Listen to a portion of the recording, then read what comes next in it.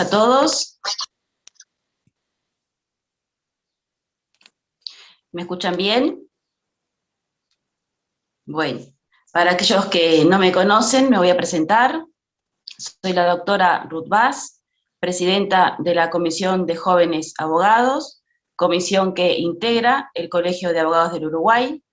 Conjuntamente con la doctora Flavia Pereira Prado, queremos darles la bienvenida a esta jornada, agradecerles la participación, agradecer especialmente la participación a los distintos delegados de los colegios, de los departamentos del interior. En el día de hoy vamos a tener el privilegio, a ver, tenemos un tema con el audio parece. En el día de hoy vamos a tener el privilegio de que dos expositores excelentes, como son la doctora Laura Capalvo y el doctor Manuel Mora, puedan compartir sus conocimientos con nosotros. Una vez que los mismos culminen sus presentaciones, se va a abrir un espacio para que puedan evacuar dudas, pueden ir mediante el chat dejando las dudas, las consultas o los aportes que quieran realizar. Les recordamos, a su vez, que esta jornada va a ser grabada, subida al canal de YouTube del CAU.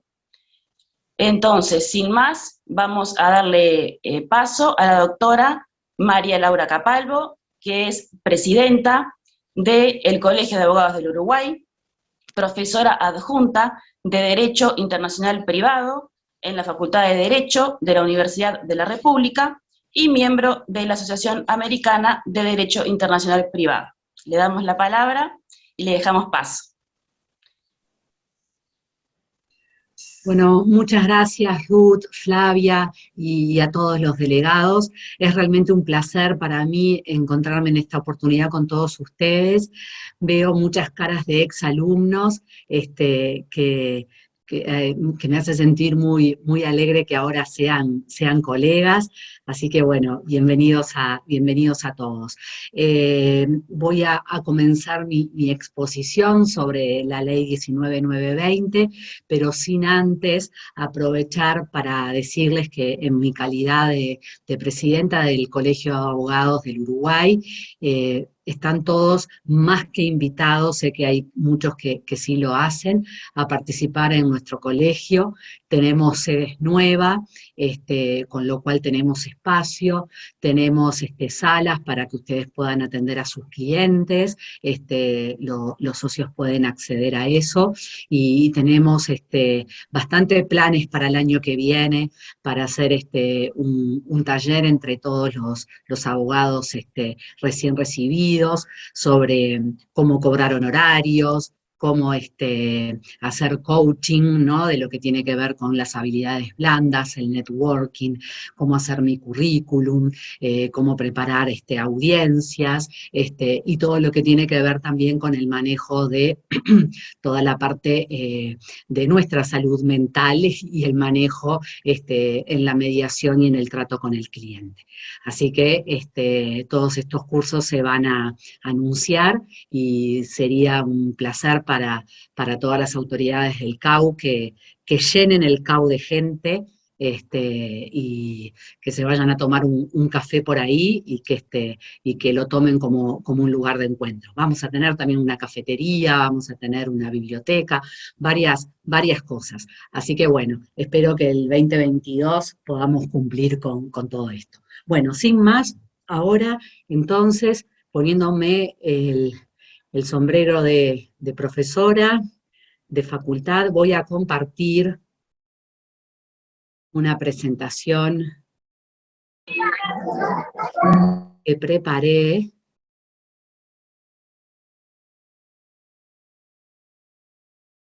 Ahí va. Para que puedan verlos. Lo malo de la presentación es que cuando uno lo pone deja de ver caras, pero bueno, vamos a comenzar.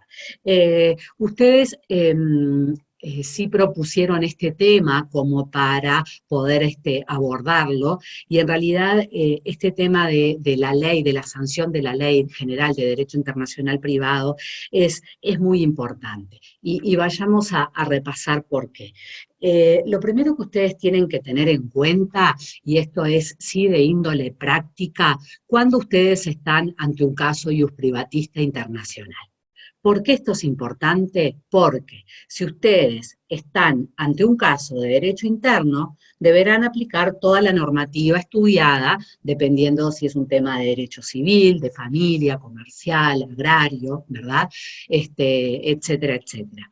Ahora, si es un caso de derecho internacional privado, van a tener que aplicar otras normas. Por eso es que me parece significativo estas vías del tren, en el cual ustedes estarían al inicio, se les presenta el caso y lo que tienen que saber es para qué lado es que tienen que ir en cuanto a la aplicación del derecho. Entonces, para esto repasemos, porque lo que me interesa es ubicar dónde es que está la ley. Nuestro ordenamiento jurídico uruguayo. Tenemos el derecho interno, ¿verdad? Todo lo que estudiamos, como quien dice, de primero, bueno, ahora a cuarto inclusive, en la facultad, ustedes como egresados me imagino que todos hicieron el plan 89, entonces, de primero a sexto, salvo derecho internacional público, no había materias que tuvieran que ver con casos privatistas internacionales. Entonces tenemos todo lo que tiene que ver con el derecho interno.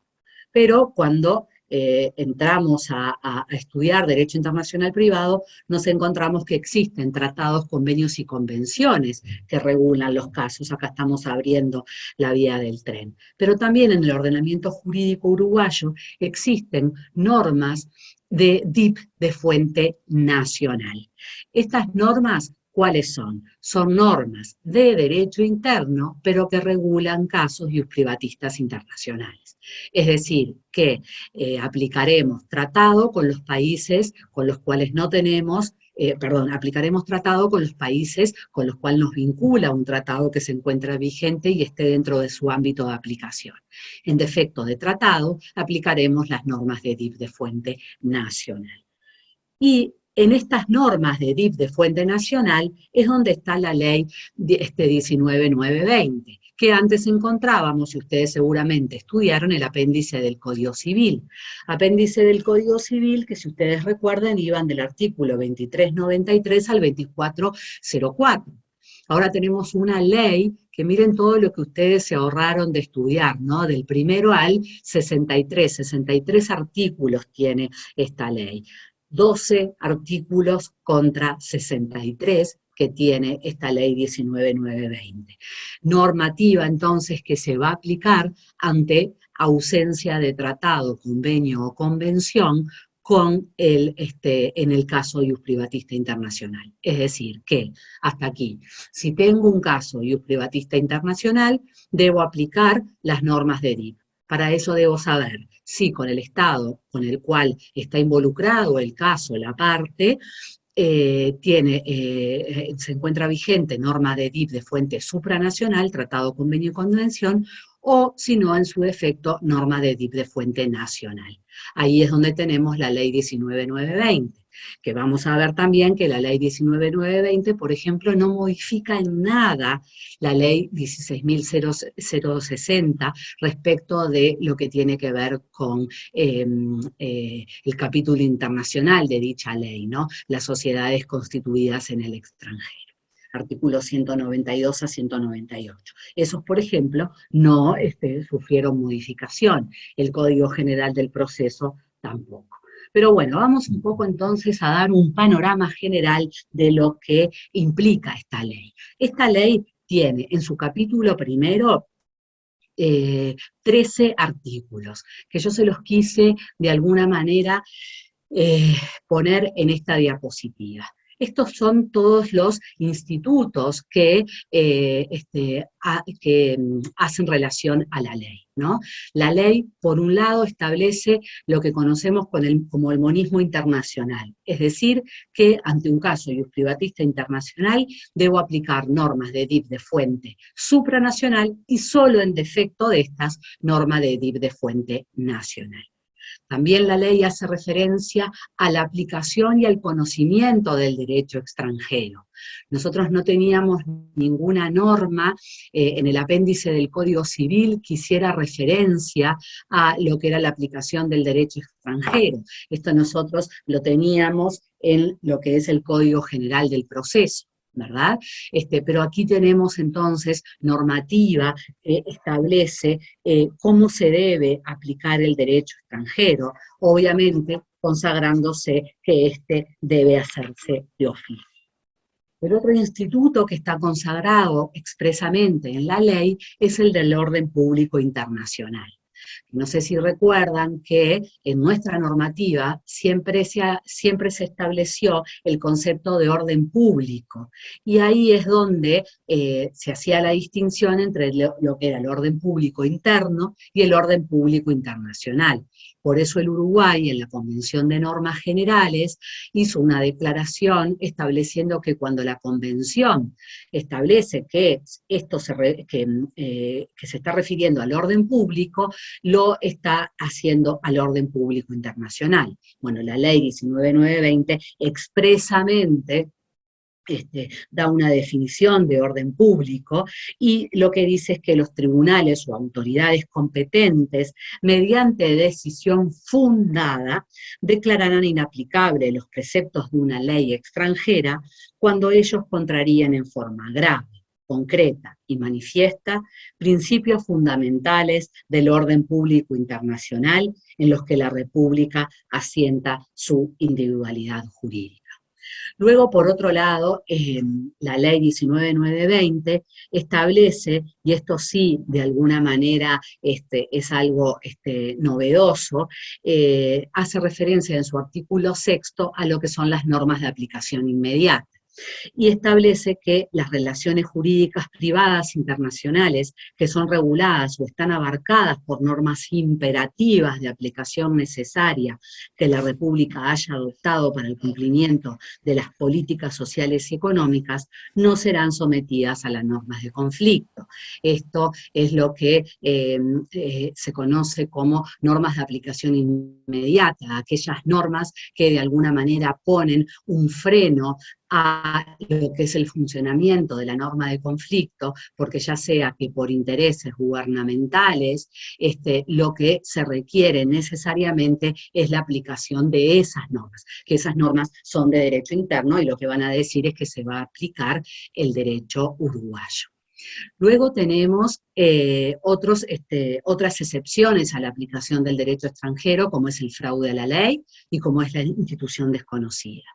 También se establece la teoría de los derechos adquiridos en el artículo 9, y se regula también la cuestión previa, que establece que la cuestión previa, preliminar o incidental que surja con motivos de una cuestión principal se regulan por el derecho aplicable a cada una de ellas. En materia de cuestión previa, entonces, se termina con esa discusión que la Convención de Normas Generales nos llevaba a decir si se aplicaba, no sé si recuerdan, la teoría de la equivalencia o de la jerarquización respecto de la solución, y lo que se establece en esta norma, en la 19920, es que la cuestión previa se va a regular como una categoría autónoma, y la cuestión principal a su vez también. Bueno, luego tenemos una norma que insta a lo que es la aplicación armónica de la normativa, siguiendo lo que es el artículo 9 de la Convención de Normas Generales, donde nosotros encontrábamos a Keibers y a Kerr. Por último,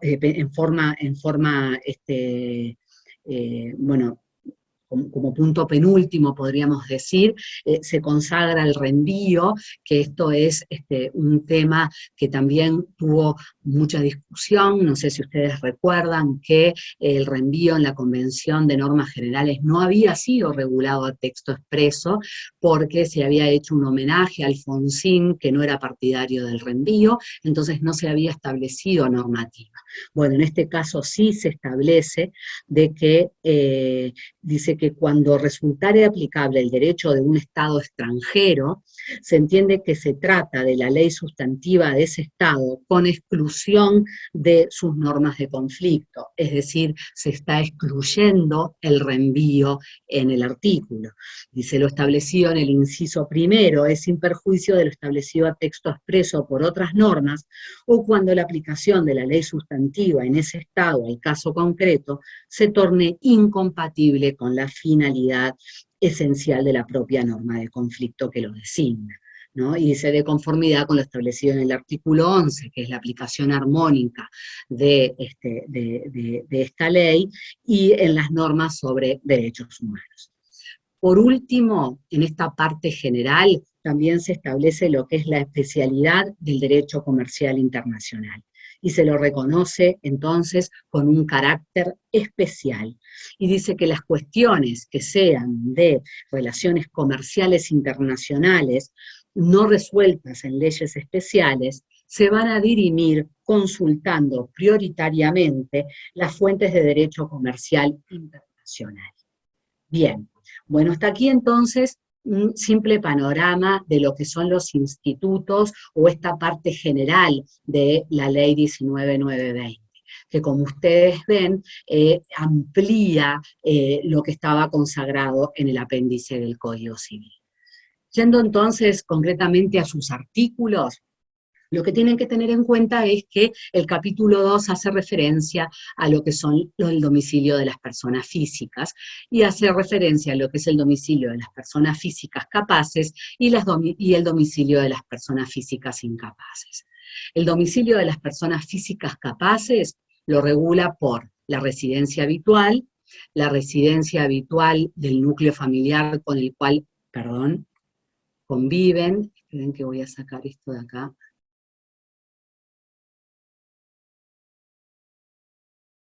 Bien. El centro principal de su actividad laboral o de negocios, la simple residencia, el lugar donde se encuentren. Es decir, que esta norma de DIP de fuente nacional está dando una definición del punto de conexión domicilio, lo que no pasaba en el apéndice del Código Civil y nos llevaba a tener que interpretar este punto de conexión. Es decir, que acá la ley lo establece a texto expreso. Y respecto del domicilio de las personas físicas incapaces, establece también una solución innovadora. Innovadora respecto del apéndice del Código Civil, no innovadora respecto de demás normas que se ratificaron con posterioridad. Dice que los menores sujetos a patria potestad tienen su domicilio en el estado en que se domicilian sus padres cuando estos ejercen efectivamente su representación. O sea que si hay un menor que vive con sus padres en un estado, el menor va a estar domiciliado en el estado donde están domiciliados sus padres. Ahora, dice, fuera de esos casos, así como cuando dichos padres se encuentran domiciliados en estados diferentes, allí los menores incapaces se van a considerar domiciliados en el lugar de su residencia habitual. Esto es importante porque no era un punto de conexión que se utilizara anteriormente en el apéndice del Código Civil, ni mucho menos. Y lo que se establece es que los incapaces, sujetos a tutela, curatela u otro mecanismo equivalente de protección, se consideran domiciliados en el lugar de su residencia. Esto respecto del domicilio de los incapaces es muy importante porque, por ejemplo, si se tiene que pedir respecto de un menor, por ejemplo, una venia, ¿no? Por la venta de un inmueble, o, por ejemplo, alguna medida respecto de un incapaz, sabemos entonces que todo su instituto protector va a estar regulado por la ley del domicilio de sus padres, si estos efectivamente ejercen la patria potestad, y si no, es donde el incapaz resida. Bien, avanzando entonces con el capítulo tercero, tenemos las categorías existencia, estado, capacidad de las personas físicas, que va del artículo 17 a 21. Acá tenemos entonces la existencia, estado y capacidad de las personas y la protección de incapaces. Estas son las dos categorías importantes en este capítulo. La regla es la que ya todos ustedes saben. El estado de las personas físicas se rigen por la ley de su domicilio. En cuanto a la protección de los incapaces, lo que tenemos que tener en cuenta es que la protección de los incapaces que estén sujetos a patria potestad, tutela o curatela, se van a regular por el domicilio del incapaz, definido de acuerdo al artículo 16 de la presente ley, que fue el artículo que nosotros indicamos. La misma ley rige los derechos y deberes personales entre los incapaces y sus padres, tutores o curadores, salvo las obligaciones alimentarias. Esos van a tener una regulación distinta. Asimismo, rigen los derechos y obligaciones respecto de los bienes de los incapaces en todo lo que en materia de estricto carácter real no esté prohibido por la ley del lugar de situación de los bienes. Bueno, entonces, y establece luego lo que es el criterio de urgencia. Acá es importante que tengan en cuenta para la práctica, en lo que es la práctica del derecho, y cuando se les presente, por ejemplo, la posibilidad de obtener una venia, y se dan estos casos. Se dan casos, por ejemplo, de que, bueno, tienen que ser con países que no nos vinculen tratados, porque si no, no podríamos estar aplicando esta ley. Pero imagínense en Brasil, un menor de edad que esté domiciliado en Brasil con sus padres y que tenga un inmueble en el Uruguay y que lo quiera vender. ¿Dónde es que se solicita la venia o y por qué ley se va a regir la venia para la venta de ese inmueble? Conforme a la ley 19.920, se va a regir por la ley del domicilio del incapaz. Es decir, si este incapaz esté sujeto a patria potestad y vive con sus padres, quienes ejercen la patria potestad, efectivamente en Brasil se va a regir por la ley brasilera. Y vamos a ver que también va a ser el juez competente, el juez brasilero. Entonces no debemos tramitar una venia en el Uruguay para la venta de ese inmueble por más de que el bien esté en el Uruguay. Tenemos que conocer las normas de venia. Bueno, yendo al capítulo de familia, que este es un capítulo que ustedes pueden aplicar bastante en el ejercicio de la profesión, está consagrado del artículo 22 al 29. Y tenemos, por un lado, la categoría matrimonio. Se sigue regulando el matrimonio por la ley de la celebración. ¿Ah? Es decir, que un matrimonio es válido, va a ser reconocido, en nuestro derecho, en la medida en que haya sido válidamente celebrado en el lugar, obviamente, donde efectivamente se realizó. Por eso siempre decimos de que, por ejemplo, si ustedes tienen el día de mañana un cliente que viene, por ejemplo, a tramitar una sucesión y dicen que es viudo porque se casó en otra jurisdicción, ustedes lo que tienen que saber es que ese matrimonio se va a regir por la ley de su celebración. Y el Uruguay, en la medida en que se hayan cumplido con todos los requisitos del lugar de celebración, va a reconocer la eficacia de ese matrimonio acá. ¿Ah? Bien. Por otro lado, tenemos el concepto de domicilio conyugal. ¿Por qué el concepto de domicilio conyugal? Porque lo que tiene que ver con las relaciones personales de los cónyuges, la separación conyugal y el divorcio se van a regular por la ley del domicilio conyugal. Entonces, lo que hace esta ley, es dar una definición de qué se entiende por domicilio conyugal. Y el domicilio conyugal es el domicilio donde los cónyuges viven de consuno, o si no viven de consuno, si viven en un mismo estado, el de ese estado, y si no, cada uno tiene la posibilidad de fijar su propio domicilio. ¿Esto qué implica?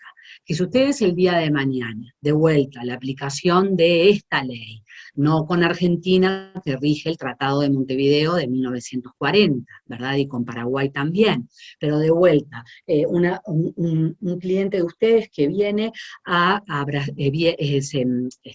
no sé, se casaron en Brasil, estuvieron viviendo en Brasil, y luego se vinieron a vivir al Uruguay, y se quieren divorciar. ¿Van a poder divorciarse en el Uruguay aplicando la ley uruguaya? La respuesta es sí, porque nuestras normas de DIP de fuente nacional dicen que el divorcio se va a regir por la ley del domicilio conyugal, es decir, donde los cónyuges estén de consumo, viviendo de consumo. En el caso que planteamos, estaban viviendo en el Uruguay. Ahora, ¿qué pasaría si, por ejemplo, uno de esos cónyuges se viene a vivir al Uruguay, pero el otro nunca dejó de vivir en Brasil? El que está domiciliado en el Uruguay, ¿podrá pedir el divorcio en el Uruguay? Y sí, lo va a poder pedir, porque esta norma lo que determina es que también va a ser competente, vamos a ver, ahora estamos hablando de ley, pero la ley aplicable va a ser la del domicilio donde vivan de consumo, o si no, la que cada uno tenga. Es decir, si hay un cónyuge que está domiciliado conforme a los criterios que vimos de domicilio de las personas físicas en el Uruguay, se va a poder divorciar en el Uruguay. Otro tema va a ser qué va a suceder si ese divorcio luego va a tener efecto en Brasil, porque como no tenemos tratado, ustedes lo que sí van a tener que hacer antes de tramitar el divorcio, van a tener que consultar si las normas de DIP de fuente nacional brasileras admiten como punto de conexión el domicilio, ¿no? Por ejemplo, del actor en este caso, en otro país, para reconocerle eficacia en el Uruguay. ¿Ah? O sea que por esto es que nos importa el punto de conexión domicilio conyugal, para regular las relaciones personales entre los cónyuges y la separación conyugal y el divorcio. Otra categoría distinta es la que hace a las relaciones patrimoniales en el matrimonio. Es decir, si un bien tiene naturaleza ganancial o no, por ejemplo. Entonces, para eso tenemos el artículo 25 que establece la posibilidad de que los cónyuges puedan realizar capitulaciones matrimoniales que se van a regir por la ley del lugar donde la otorguen. Es decir, que los cónyuges se van a poder someter mediante capitulaciones matrimoniales, a un régimen puntual de un Estado, del Estado que ellos pretenden. O sea que acá tenemos un tema de autonomía de la voluntad. Ahora, si no hicieron una convención, es decir, no se pusieron de acuerdo, esas relaciones patrimoniales se van a regir por la ley del primer domicilio matrimonial, que era la solución que estaba en el apéndice del Código Civil. A falta de este domicilio, dice, va a ser el domicilio que tenían los cónyuges antes de casarse, si era común. Y si no se puede determinar, va a ser el régimen de bienes va a estar determinado por la ley de celebración del matrimonio. Vieron cómo son soluciones que se van dando y que hay que ver en el caso concreto, ¿no? Esto es importante porque determinar la ganancialidad o no de un bien no es solamente tema, por ejemplo, de escribanos.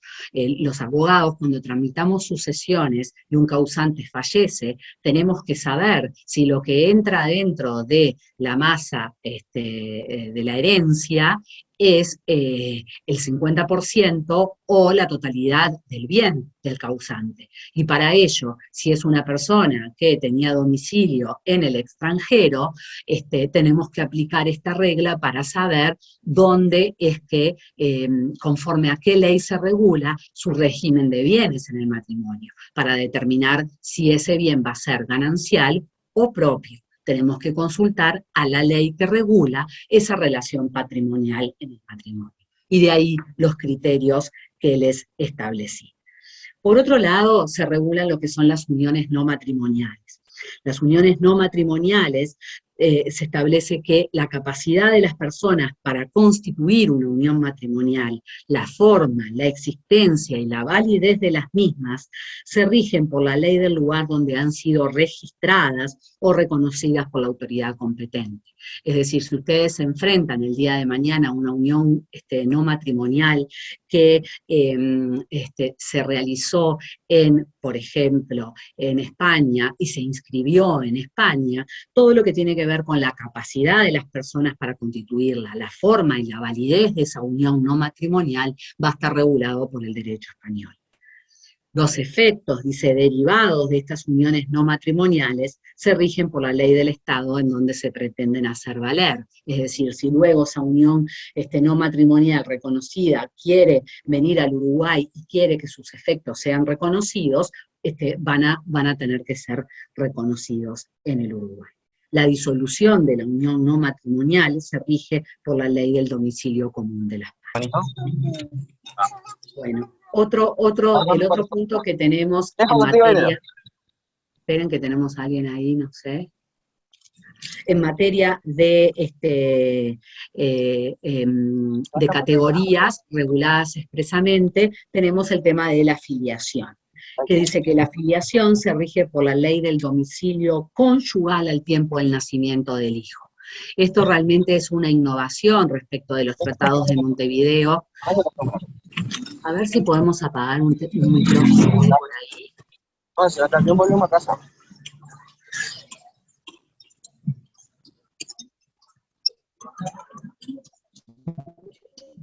No sé quién es. Ronald.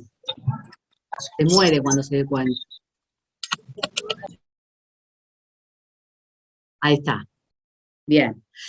Bueno, entonces, muchachos, lo que tenemos es, esperen porque se fue esto, acá, filiación. En la filiación se acuerdan que nuestro derecho distinguía lo que tiene que ver con el hijo natural y el hijo legítimo, que hoy por hoy no se puede hacer esa distinción. Entonces la ley no hace esa distinción, y dice que la filiación se va a regular por el domicilio conyugal al tiempo del nacimiento del hijo.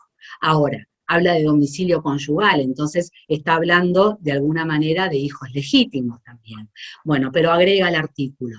En defecto, se rige por la ley del domicilio de la madre al tiempo del nacimiento del hijo. Es decir, le dan a la madre, el domicilio de la madre, como criterio para regular lo que tiene que ver con la filiación. Y también, bueno, establece que se puede determinar por otros criterios. Por último, en el capítulo de familia se hace referencia a las obligaciones alimentarias. Y lo que dice es que las obligaciones alimentarias, así como la calidad de acreedor y deudor de alimentos, se regulan por la ley del Estado, del domicilio o residencia habitual del acreedor de alimentos, o por la ley del Estado o domicilio habitual del deudor de alimentos a opción del acreedor.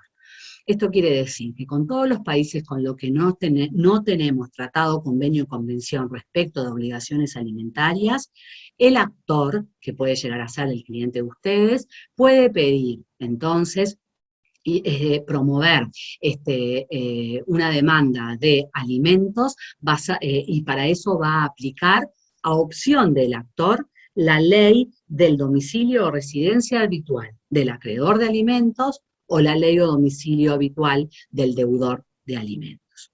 Se le da entonces esta opción.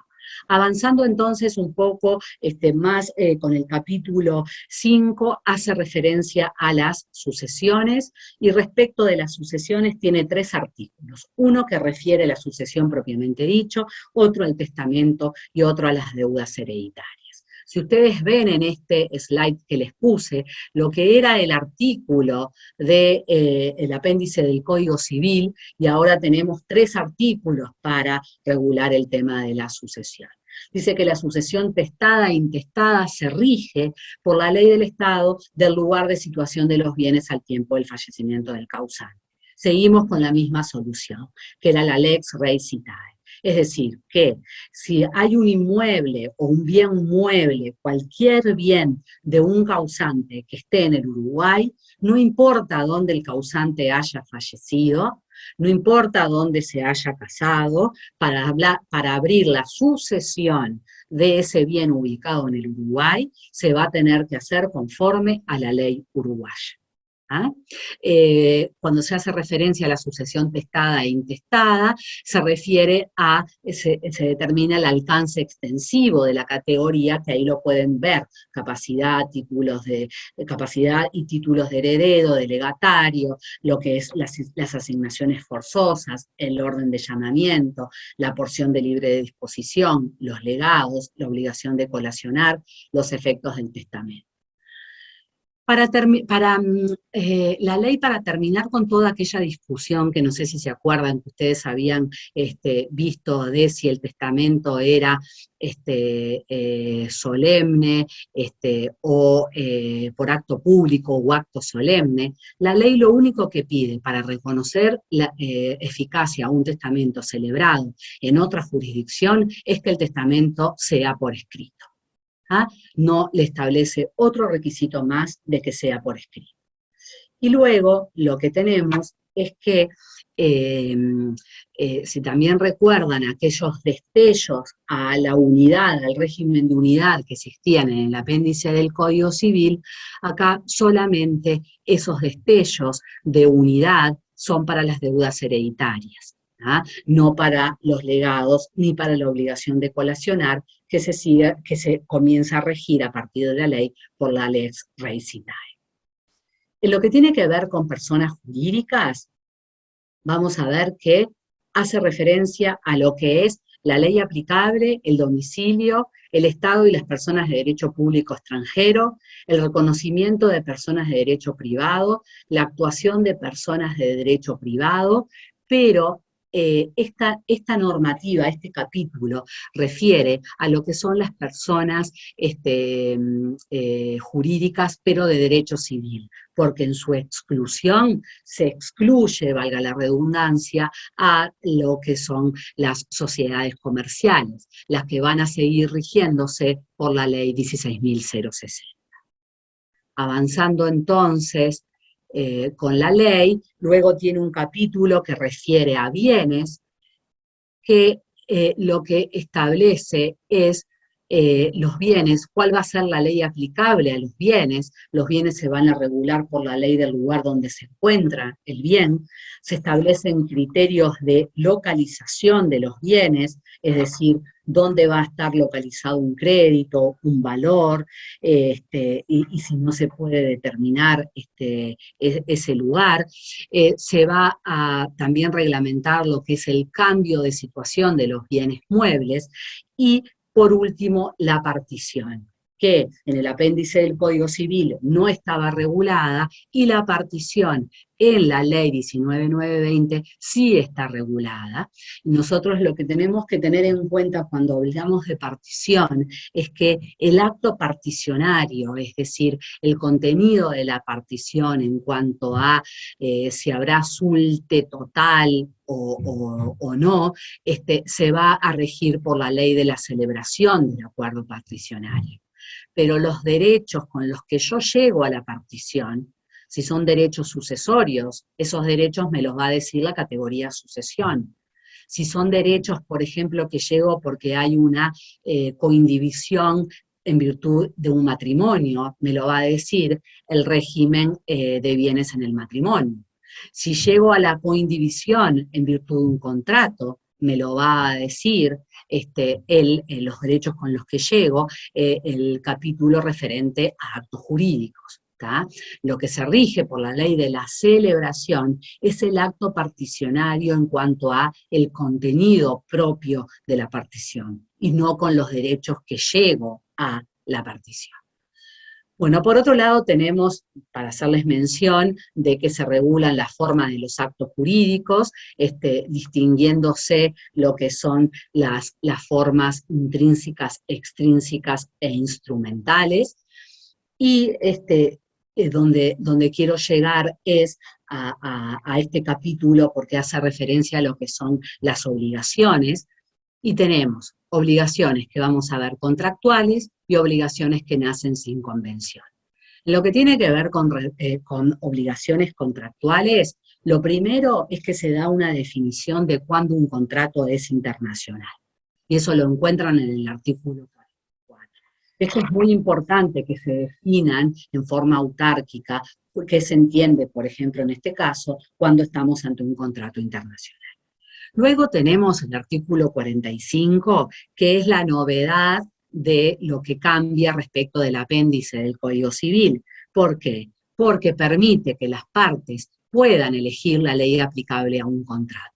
Lo que nosotros habíamos estudiado de que no se podía hacer, salvo en la medida que la ley aplicable lo determine, bueno, acá sí. Es decir, que si ustedes el día de mañana se encuentran ante un contrato internacional definido conforme al artículo 44, le van a poder decir a su cliente que va a poder elegir la ley aplicable a ese contrato internacional.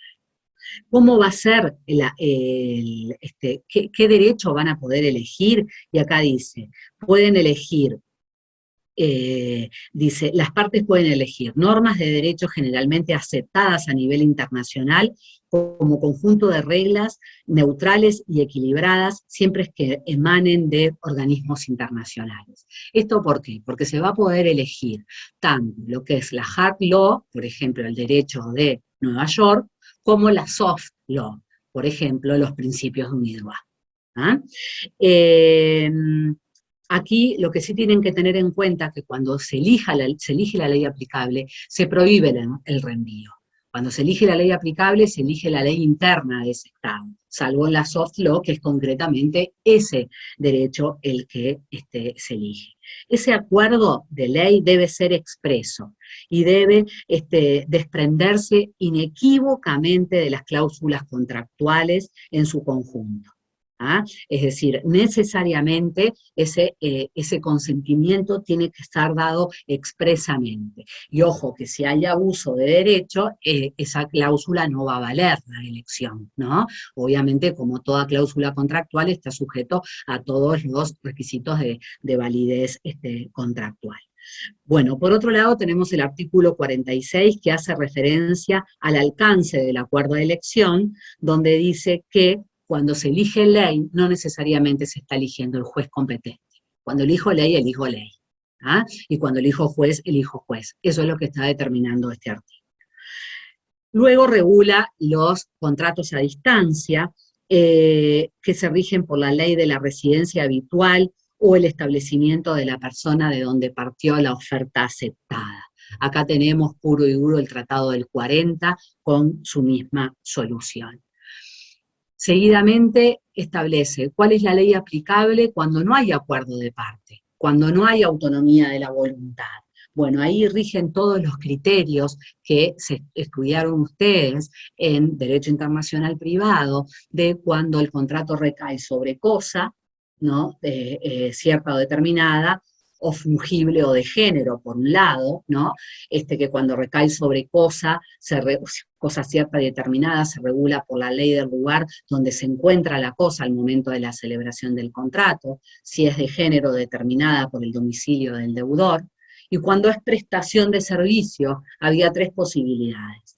Si se presta el servicio sobre una cosa, por ejemplo, remodelo una casa que está ubicada en Brasil, ¿no? Entonces se rige por la ley del lugar de ubicación de la cosa. Cuando los servicios se relacionan con un lugar en especial, por donde haya de producir sus efectos, el jugador de fútbol que se va a jugar a Italia, entonces ese contrato se va a regular por la ley italiana, ¿no? O, por ejemplo, el músico que se va a hacer una gira por distintos países, entonces no hay un lugar en especial, entonces ahí se tiene que regular por la ley del domicilio del músico, ¿no? Ese contrato.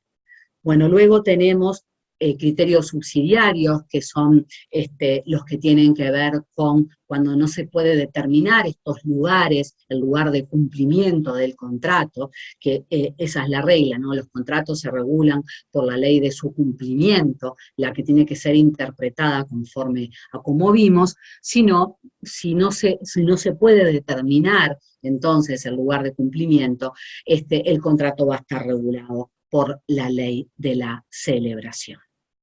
Después, por otro lado, lo que tenemos es que esta normativa, y ya voy viendo que estoy en la hora, creo, pero voy a ir redondeando, pero porque empezamos, estaba cronometrada, pero como empezamos un poco después, me van a faltar minutos. Bueno, en las soluciones especiales, yo lo que quiero es que pongan énfasis en que hay un artículo que regula los contratos los contratos en relaciones de consumo. ¿Ah? Puntualmente. Y se dice que los contratos otorgados en relaciones de consumo se van a regular por la ley del Estado donde los bienes se adquieran o los servicios se utilicen por parte del consumidor. ¿Ah? Donde adquiero o donde de alguna manera utilizo esos servicios.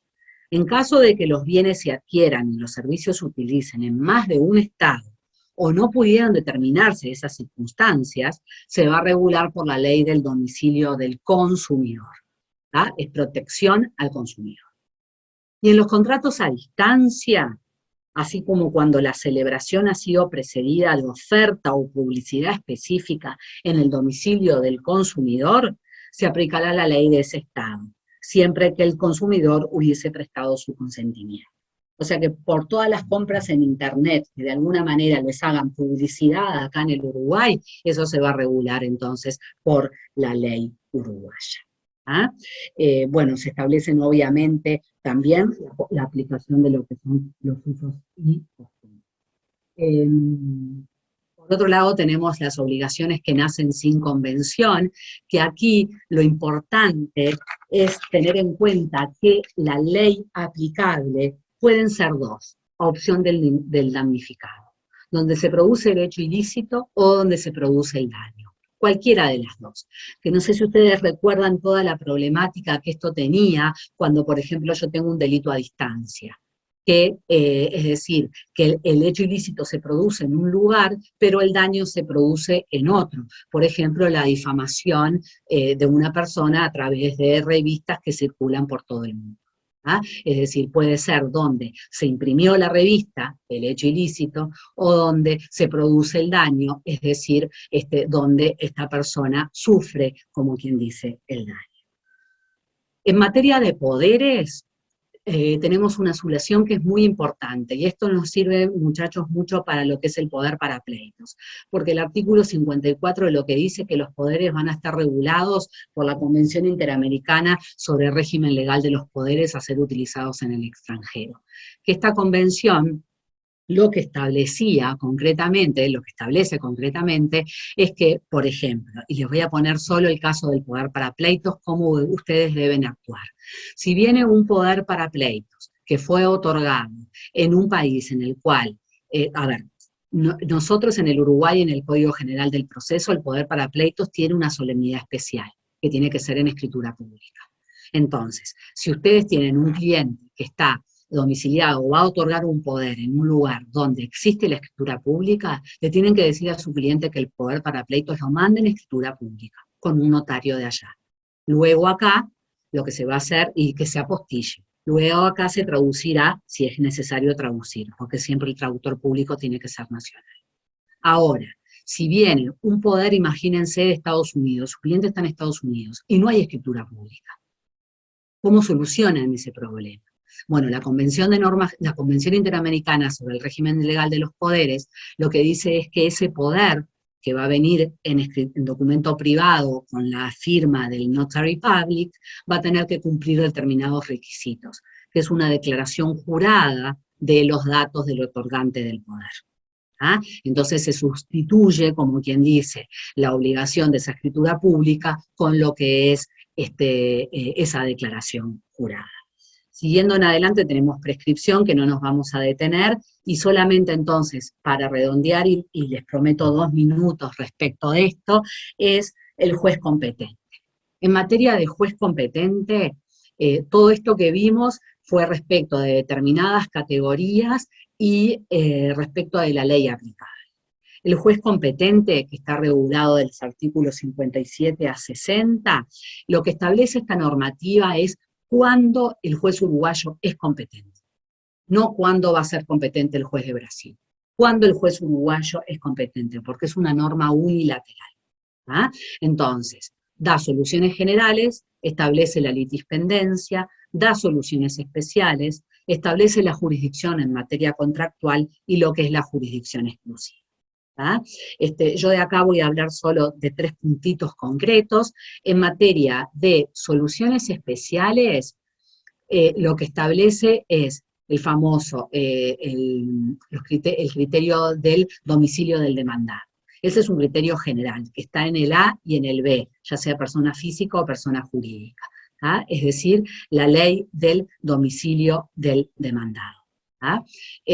Por otro lado, tenemos en el C el criterio ACER, que cuando la materia que constituye el objeto de la pretensión deducida se rija por la ley uruguaya. Es decir, si a la relación se le aplica la ley uruguaya, el juez uruguayo será el competente en este criterio ACER. Luego tenemos otros criterios que se establecen, pero que vendría a ser criterios vinculados de conexidad procesal, cuando se hace una reconvención, cuando hay una demanda en garantía. ¿Ah? También cuando hay pretensiones que se encuentran ligadas por vínculos estrechos. ¿Ah? Y también se establece lo que es la prórroga post litem de jurisdicción. Pero me quiero basar en esto, porque esto es un criterio nuevo. Esto es lo que se llama el foro de necesidad, que cuando el juez uruguayo no tiene competencia en la esfera internacional según las normas de derecho internacional privado, igual puede asumir competencias si se dan estas 5 características. La intervención del tribunal sea necesaria para evitar la denegatoria de justicia, que la causa se revele de imposible juzgamiento en otro Estado, o no sea posible razonablemente exigir que la demanda sea promovida en otro Estado, el caso tenga vínculos relevantes con el Uruguay, los tribunales uruguayos estén en condiciones de garantizar el debido proceso, y la sentencia que se dicte sea susceptible de cumplimiento y ejecución. Este es un foro de necesidad que existe ¿para qué? Para que nadie se quede, a nadie le falte su día ante el juez. ¿Ah? Entonces, a pesar de que los jueces uruguayos no son competentes, pueden devenir competentes si se dan todas estas circunstancias. Bueno, y lo otro es el juez competente para adoptar medidas provisionales o conservatorias. El otro punto que quería, ¿se acuerdan que les dije 3 puntos de jurisdicción? El segundo punto es las soluciones especiales. ¿Por qué? Porque se establece que el juez competente va a ser entonces el del domicilio del demandado, el criterio ACER, este foro de necesidad, los criterios de conexidad procesal, pero además también, para ciertos casos, va a haber jurisdicciones puntuales que se suman a las generales, que son 5. En materia cautelar o de urgencia, en materia de protección de incapaces cuando el incapaz se encuentra en territorio uruguayo. Si hay un incapaz en territorio uruguayo para tomar cualquier medida cautelar respecto de él o de urgencia, el juez uruguayo siempre va a ser competente. En materia de restitución o tráfico internacional, ¿ah? Cuando el menor tenga residencia habitual en el Uruguay. En materia de relaciones personales entre los cónyuges, si el actor tiene domicilio en la República. En materia de relaciones de consumo, si el consumidor es el demandante, en tanto en la República se hubiere celebrado el contrato, o se hubiese efectuado en la República la prestación de servicios o la entrega de los bienes objeto de la relación de consumo, es decir, traemos entonces al fabricante para la jurisdicción uruguaya. Luego tenemos que también son competentes, y este es el tercer punto que les quería mencionar, que es qué pasa cuando el juez uruguayo, qué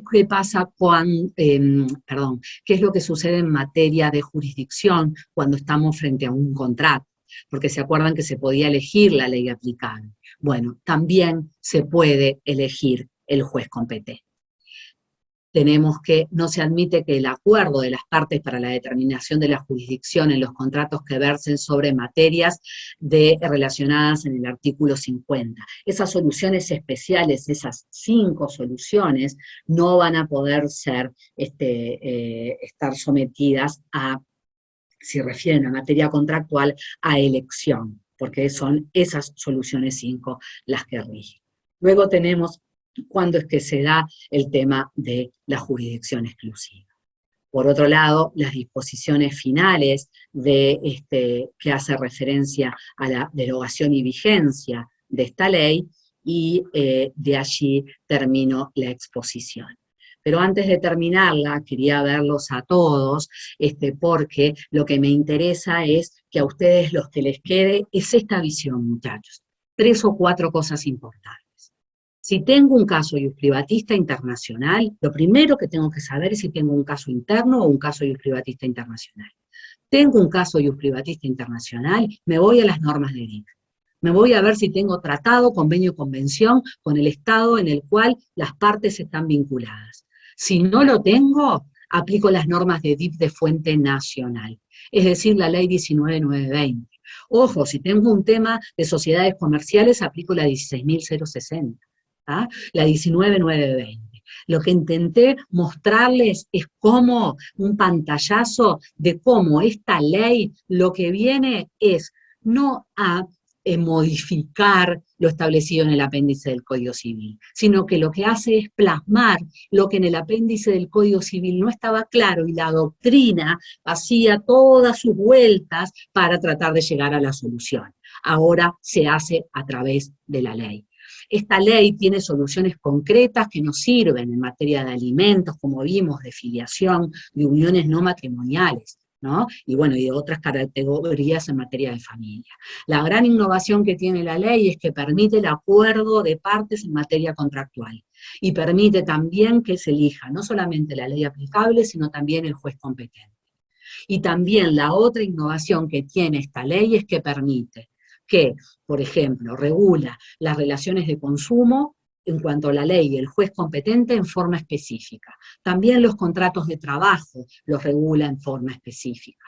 ¿tá? Y a su vez, dentro de los criterios que da de jurisdicción, da un criterio de jurisdicción que es el foro de necesidad, es decir, que trata de que una persona nunca quede sin poder hacer una reclamación, y si se dan determinadas circunstancias, el juez uruguayo va a poder ser competente por más de que las normas de DIP digan que no lo son. ¿Ah? Lo último que quiero decirles es que la ley 19920 no derogó de la noche a la mañana el apéndice del Código Civil.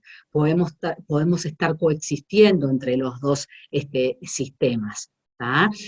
Pero estrictamente sí lo que tiene es como una aplicación inmediata a partir de la fecha. Bueno, espero no haberlos aburrido, sé que me pasé de tiempo en cuanto pero bueno, me autodefiendo diciendo que empecé como I-20, ¿no? Entonces, les quería dar todo este pantallazo general. Después ustedes dirán sobre qué puntos quieren focalizar, y en el CAU organizamos eventos sobre, no sé, en materia de familia, prácticos, ¿no? De jurisprudencia, con enfoques que ustedes necesiten, en materia contractual, en materia de sociedades, de jurisdicción competente. Lo que ustedes necesiten lo organizamos para profundizar. Esto era simplemente un panorama para que sepan dónde estamos parados con esta ley. Bueno, muchas gracias.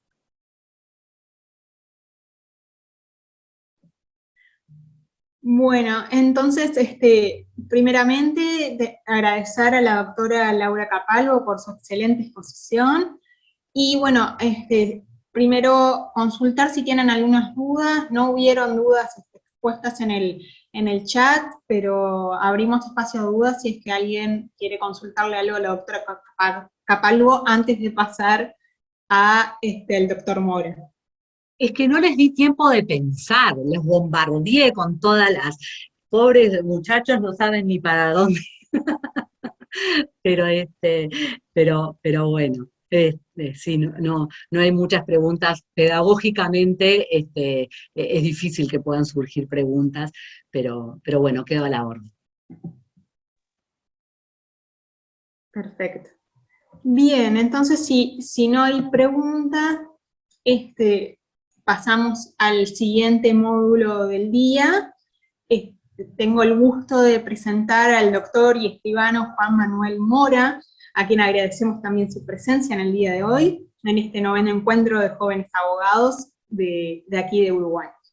Así que tenemos presente que el doctor escribano Juan Manuel Mora es miembro de la Comisión de Derecho Laboral del Colegio de Abogados de Montevideo, miembro de la Asociación Uruguaya de Derecho del Trabajo y de la Seguridad Social, y aspirante a profesor de contribuciones especiales de seguridad social en la Universidad de Montevideo. Asimismo, el doctor va a exponer en el día de hoy sobre el tema la reciente ley 19.978 sobre teletrabajo, y le damos en este momento la palabra para que pueda comenzar su exposición. Muchas gracias, Flavia. ¿Me escuchan bien? Sí, buenos días para todos. En primer lugar, es un gusto compartir la mañana con ustedes en este 9º encuentro de jóvenes abogados. Agradecer a la comisión, sí, a la doctora Vaz, a la doctora Pereira Prado, por supuesto al colegio y a la doctora Capalvo. Muchas gracias por la invitación para participar, y desde nuestra parte también invitarlos a todos los que estén interesados a participar en la Comisión de Derecho Laboral del colegio. Como ustedes saben, el colegio tiene varias comisiones donde se tratan distintos temas o distintas materias del derecho. Yo participo en lo que es la Comisión de Derecho Laboral. Es un ámbito muy lindo, se intercambia muchísimo, se aprende mucho, o sea que todos aquellos que estén interesados, por favor, participen, que la verdad que está muy bueno. El tema que nos convoca en esta segunda parte es la reciente ley de teletrabajo. Reciente y muy reciente. O sea que esto es un tema que es bastante fresco. No es un tema nuevo el teletrabajo. Esto tenemos que partir de la base de que en Uruguay ya existía, ¿sí? Trabajadores que encuadraban en lo que se conoce como teletrabajo. Después vamos a ver a qué nos estamos refiriendo. Pero obviamente que era un porcentaje muy chico de lo que era la masa de trabajadores total de nuestro país, ¿sí?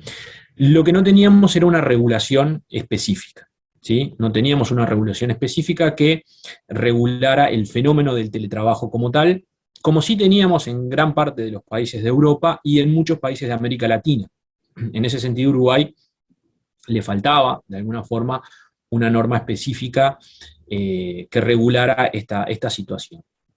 Hubo hace tiempo algún proyecto que no prosperó, después había una discusión sobre, bueno, la aplicación o no de la vieja ley de trabajo a domicilio y demás, que obviamente regulaba otro fenómeno en otra época histórica.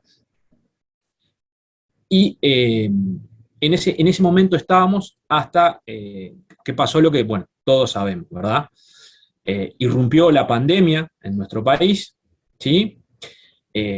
Donde una de las medidas que adoptó el Poder Ejecutivo a raíz de la pandemia fue exhortar a todos aquellos empleadores que lo pudieran realizar y trabajadores que realizaran el trabajo desde su domicilio, tanto trabajadores públicos como trabajadores privados.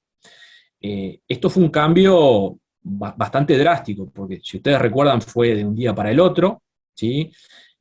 Muchas empresas no estaban preparadas para enviar o para que sus trabajadores desarrollaran su actividad laboral desde su casa. Eso es una realidad. Para que tengan una idea, participamos con algún cliente en el acompañamiento para la instauración en ese momento de teletrabajo, que tenían prácticamente 400 trabajadores que no tenían una computadora portátil, sino que eran estaciones fijas, con torre, con más y demás, porque no se realizaba teletrabajo, ¿sí?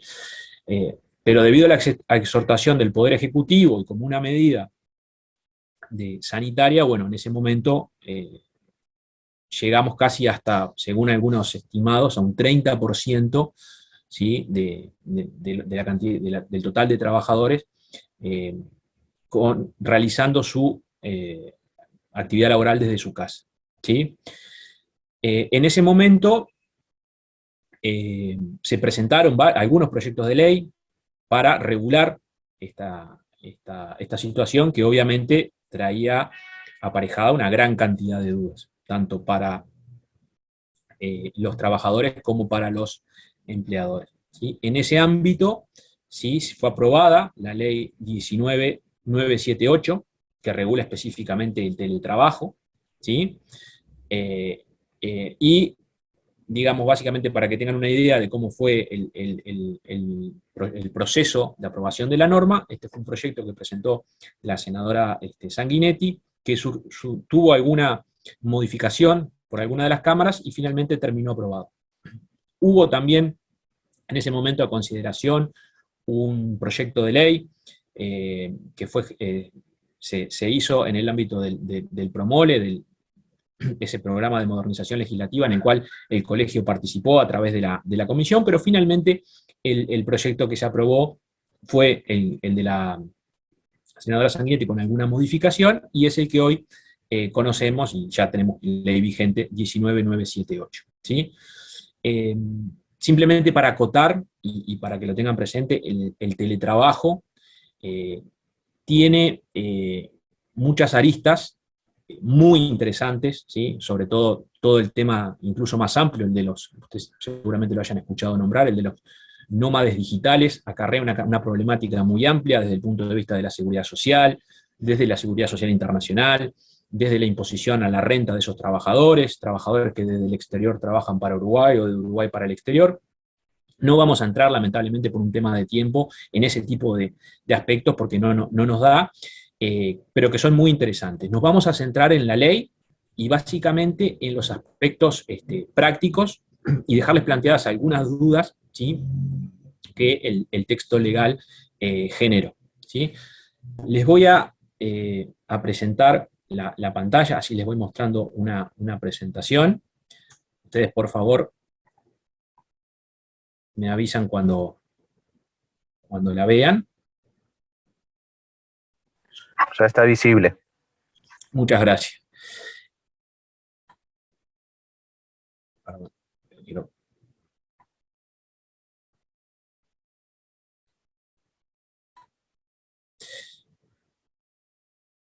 Bien, como les comentaba, la ley de teletrabajo, la 19.978, ¿sí?, se promulgó el 20 de agosto del 2021 y se publicó en el Diario Oficial el 30 de agosto, con lo cual está vigente desde el 9 de septiembre, ¿sí?, muy reciente. Esto es importante porque después vamos a ver, la ley da un plazo de 60 días para que aquellos trabajadores y empleadores que ya estaban vinculados con esta modalidad adapten el contrato de trabajo a las disposiciones de la norma, ¿sí? O sea que, para que lo tengan en cuenta, fecha de vigencia 9 de septiembre del 2021. Bueno, rápidamente, estos son los temas que vamos a ir recorriendo en la mañana de hoy, ¿sí? Vamos a pasarlo rápido, así ya entramos de lleno en lo que conocemos o cómo la norma conceptualiza el teletrabajo, ¿sí? Porque acá tenemos que tener en cuenta un tema, en primer lugar. No toda actividad que se realice fuera del ámbito del empleador va a quedar incluida en la ley de teletrabajo. ¿Por qué? La norma da un concepto muy claro de lo que es el teletrabajo y de lo que es el teletrabajador. En el artículo 1 define al teletrabajo y en el artículo 4 define al teletrabajador, ¿sí?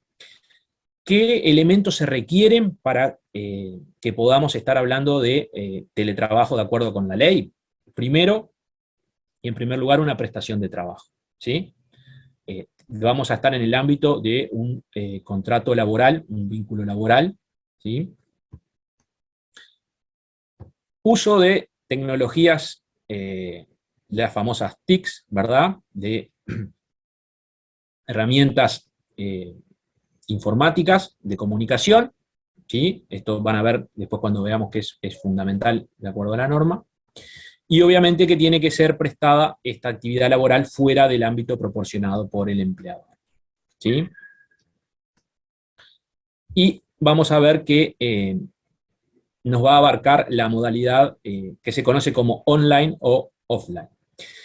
¿Qué nos deja fuera esta norma? Bueno, en primer lugar, como dijimos que tiene que ser una relación de trabajo, ¿sí? Un vínculo de, como ustedes saben, vínculo de dependencia o de subordinación, nos queda por fuera de la aplicación de la norma todo lo que es el trabajo autónomo, ¿sí?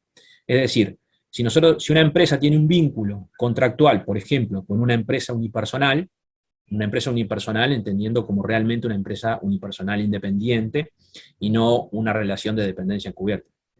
Si hay un vínculo real con una empresa unipersonal, no va a quedar alcanzada esa relación por esta ley. Tampoco, por ejemplo, la contratación de una empresa o de un empleador con un profesional independiente, ¿sí? Esos vínculos no quedan alcanzados por las normas de la ley de teletrabajo, ¿sí? O sea que ahí se requiere, en primer lugar, un vínculo laboral, una relación de trabajo con régimen de dependencia, ¿sí? En segundo lugar, como vamos a ver, esta norma alcanza exclusivamente a los empleadores que sean empleadores privados o personas públicas no estatales. Es decir, quedan por fuera de la aplicación de esta norma todo lo que son los funcionarios públicos, ¿sí?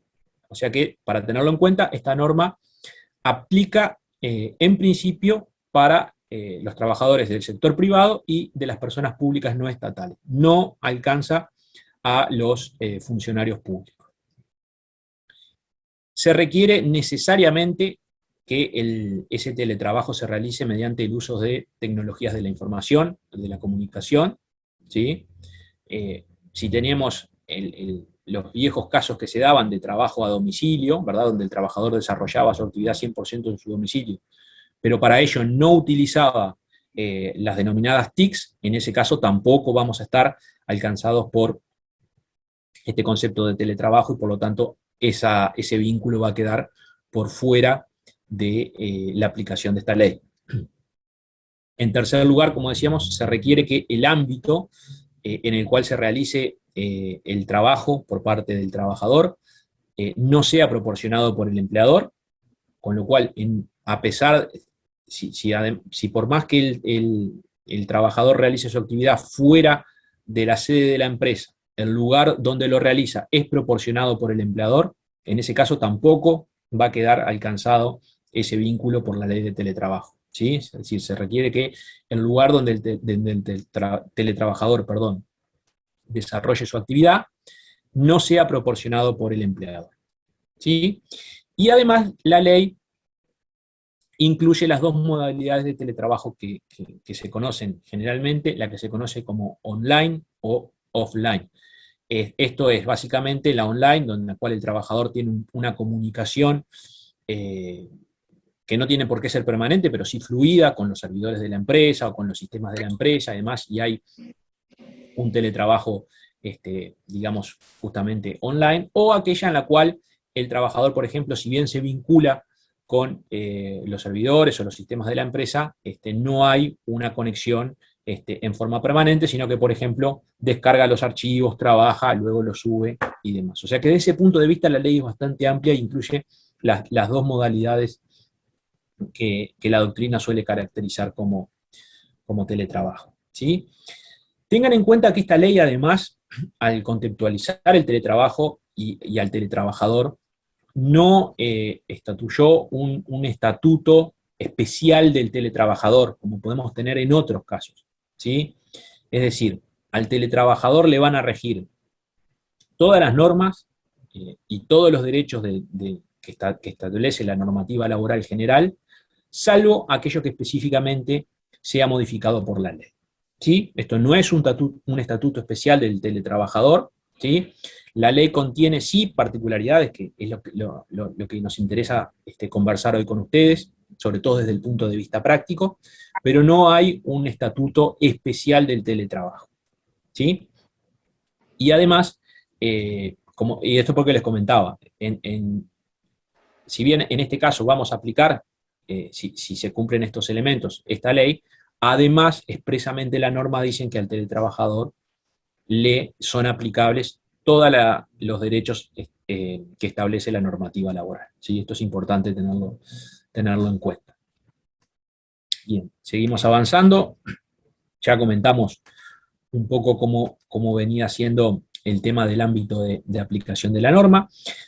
Cuando salió la norma, se discutió si era aplicable a los trabajadores de zona franca o no, porque la ley no decía nada, pero como ustedes saben, aquellos trabajadores que trabajan en zona franca, o mejor dicho, las empresas que están instaladas en zona franca, son usuarios, ya sea directos o indirectos de zona franca, tienen determinados beneficios tributarios. Pero para gozar de esos beneficios tributarios, deben desarrollar su actividad dentro de zona, ¿sí? Y los trabajadores debían estar trabajando dentro del ámbito geográfico de la zona franca, que como ustedes saben, está delimitado, ¿verdad? Y bueno, esto era controlado o es controlado por el área de zona franca. ¿Por qué se planteaba esta duda? Bueno, porque decía, a pesar de que la ley no dice que no se aplique a los trabajadores de zona franca, se discutía si aplicar teletrabajo o no a empresas de zona franca podía de alguna forma significar la pérdida de esos beneficios tributarios. Esto que se discutió en su momento quedó saldado con la aprobación de la ley de rendición de cuentas, la 19.996, ¿sí? Donde expresamente dispone en el artículo 129 que las empresas de zona franca pueden acordar también la modalidad de teletrabajo con sus trabajadores, ¿sí? Pero en un régimen un poco más estricto que el de los trabajadores en general, ¿sí? Por ejemplo, para darles un ejemplo, solamente pueden realizar teletrabajo desde su domicilio, no desde otro lugar, que vamos a ver que en el ámbito de la ley general sí se puede hacer. O sea que, si en algún momento se encuentran con algún trabajador dependiente de una empresa de zona franca, usuaria directa o indirecta, tengan en cuenta que les va a ser aplicable el artículo 129 de la 19.996. ¿Sí? Bien. Y como les comentaba, la ley dispuso un plazo de 6 meses, ¿sí? Que está corriendo, todavía no se venció, para que aquellos vínculos laborales que se estaban desarrollando mediante esta modalidad se adapten a las condiciones establecidas en la norma. Esto es muy importante porque si ustedes, algún cliente les realiza alguna consulta o ven que están implementando la modalidad de teletrabajo o que ya la tenían implementada con alguno de sus trabajadores, nosotros tenemos que chequear que se estén dando cumplimiento a las disposiciones de la norma, que como vamos a ver, tienen disposiciones específicas, ¿sí? Que no aplican en el régimen general de contrato de trabajo. La ley establece algunos principios rectores, ¿sí? Muy importantes a la hora de analizar y de contextualizar la ley, y los define en el artículo 3.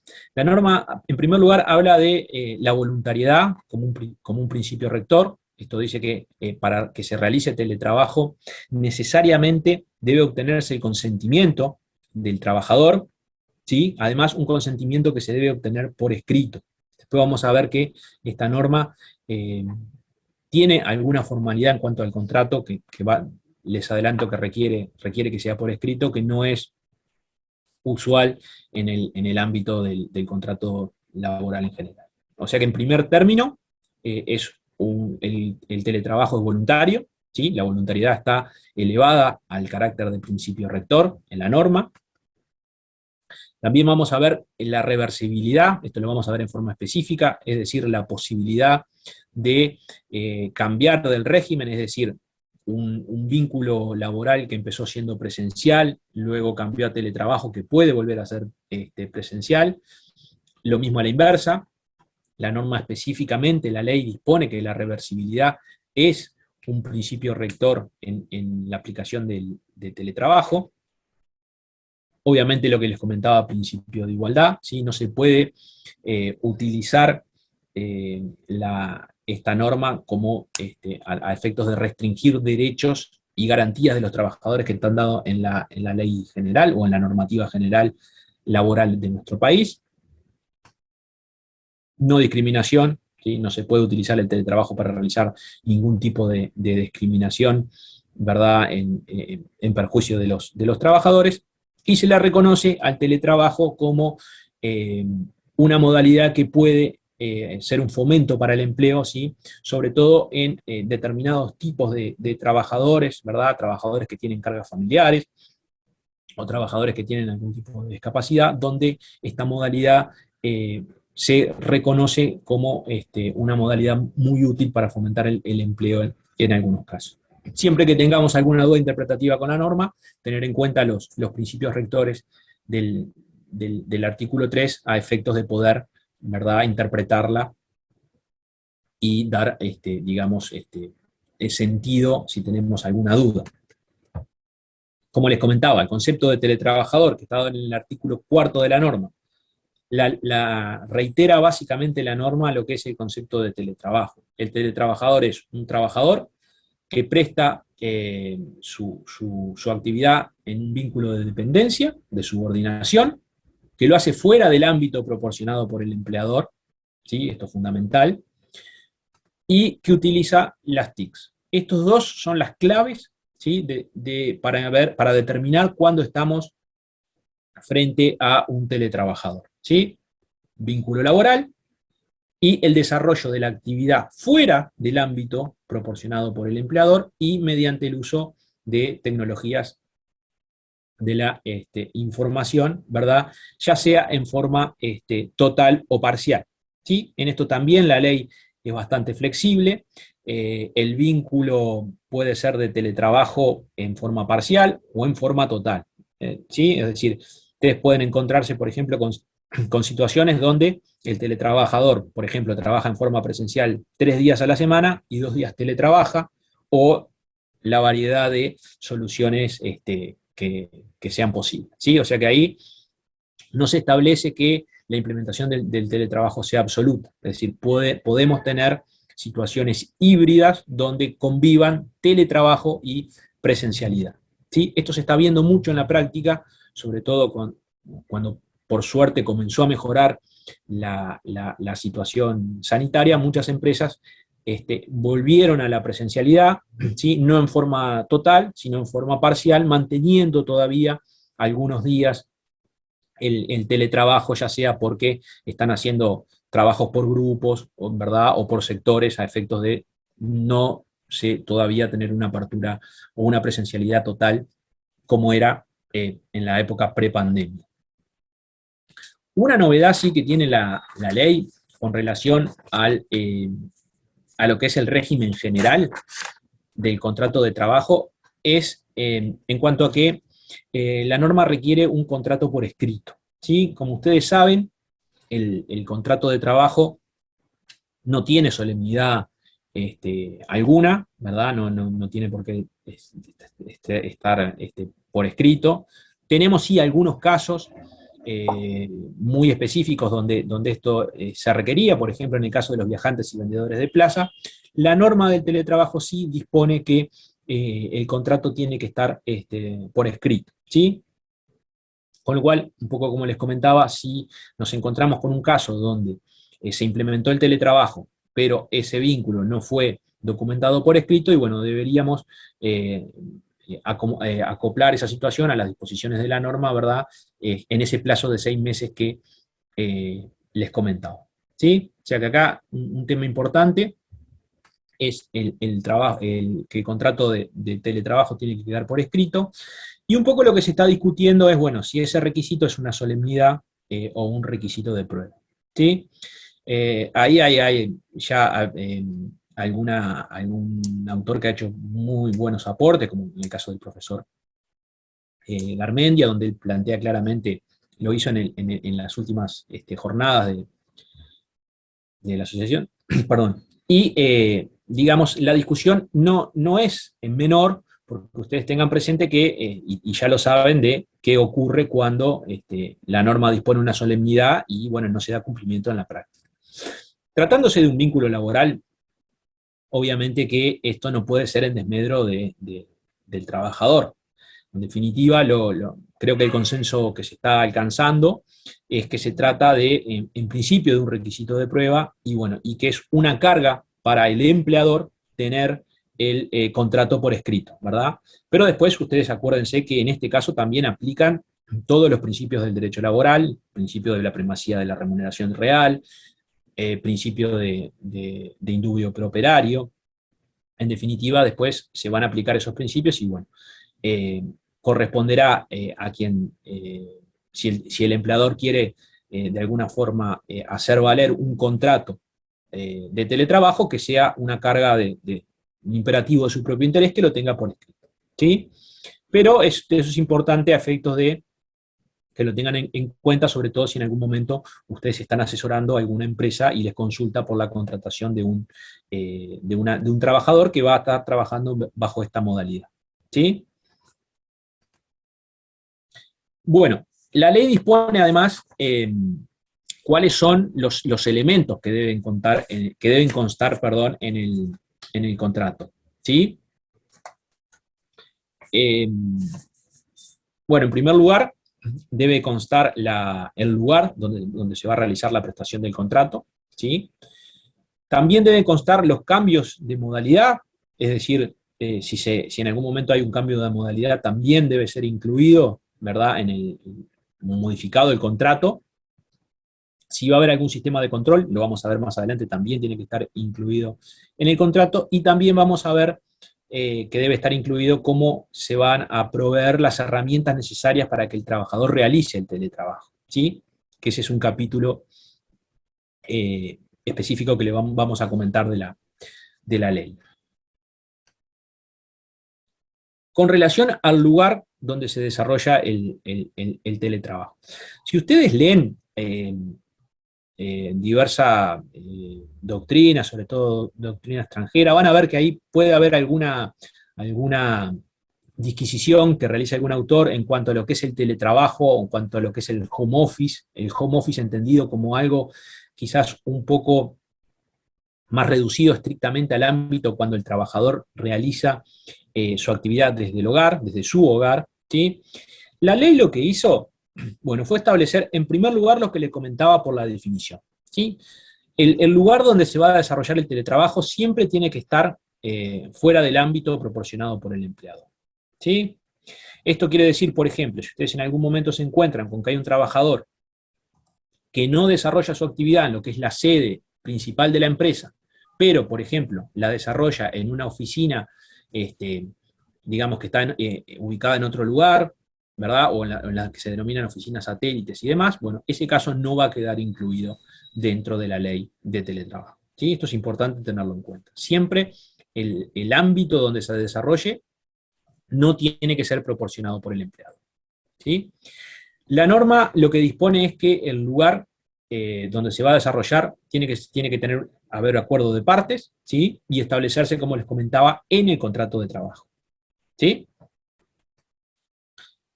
Y además, lo dispone expresamente, dispone que puede existir la posibilidad de que sea, o de que exista más de un lugar donde alternativamente el trabajador desarrolle su actividad, ¿sí?